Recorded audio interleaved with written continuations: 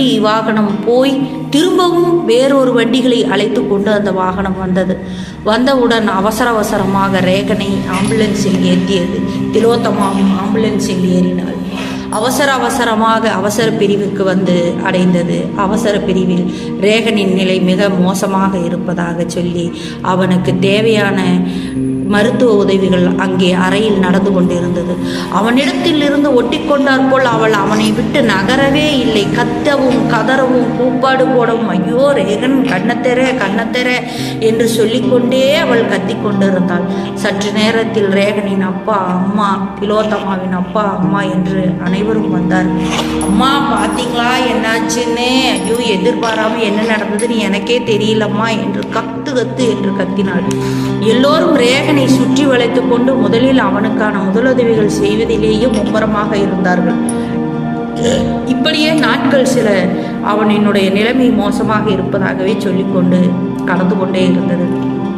திடீரென்று அவர்கள் ஒருவருக்கொருவர் பேசிக்கொள்ளும்போது நடந்துருச்சு, அவளோட விதி அப்படித்தான்னா ஒன்றுமே பண்ண முடியாது, நாங்கள் என்னதான் பண்ண முடியும், அவள் நல்லா வாழணும்னு நினச்சி தானே வாழ்க்கையை ஏற்பாடு பண்ணினோம், ஆனால் அவள் ஒரு தோஷம் பிடிச்சவளாக இருப்பான்னு நாங்கள் நினைக்கவே இல்லையே என்று திலோத்தமாவின் அம்மா கதறி கூப்பாடு போட்டாள். உடனே ரேகனின் அம்மா, அப்படியெல்லாம் என் மருமகளை சொல்லாதீங்க என்று மருமகளுக்கு சப்போர்ட் செய்தாள்.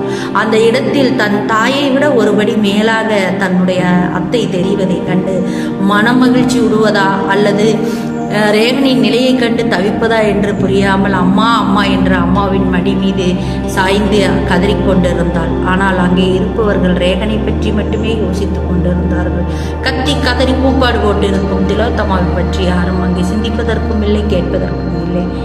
சற்று நேரத்தில் ஒரு ஐயர் வந்தார். வந்தவுடன் கிண்டியில் தீர்த்தம் இருந்தது. அதை கையில் கொடுத்தார். இந்தாங்கம்மா, இதை கட்டளை சுற்றி தொளிச்சு விடுங்க. பாவம், அந்த பொண்ணு சிறு வயசுலேயே இறந்துட்டதுனால, அதுவும் கல்யாண ஆசையும் கோலாகலமும் எண்ணங்களோட இறந்துருக்கிறதுனால ரேகனை விட்டு வெளியில் போகிறதுக்கான சான்சஸ் இல்லை, கூடவே தான் இருப்பான். இந்த தீர்த்தத்தை தொளிச்சிங்கன்னா நாளைக்கு 16 நாள் காரியம் பண்ண போகிறோம், அதனால் அந்த ஆத்மா சாந்தி அடையறதுக்கான வாய்ப்பு இருக்குது என்று ஐயர் சொல்லி முடித்தார். அப்பொழுதுதான் அவளுக்கு மிகப்பெரிய இடி தலையிலேயே விழுந்தது. காரணம், அங்கே திலோத்தமா ஏற்கனவே இறந்து விட்டாள் என்பதுதான் உண்மை. அந்த ஆன்மாதான் துடித்திருக்கிறது, கதறி இருக்கிறது. இப்பொழுதும் கூட அவனை கட்டி கொண்டு